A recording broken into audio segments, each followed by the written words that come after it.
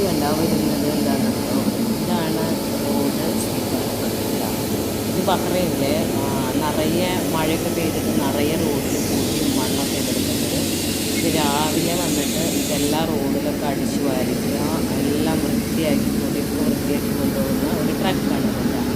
അപ്പോൾ ഒരു ദിവസം ഒരു ഒന്നരാടൊക്കെ ആയിട്ട് ഞാനിപ്പോൾ ഈ വണ്ടി കാണുന്നത്, ഞങ്ങൾ ബഹ്റൈനിലാണ് കാണുന്നത് കേട്ടോ.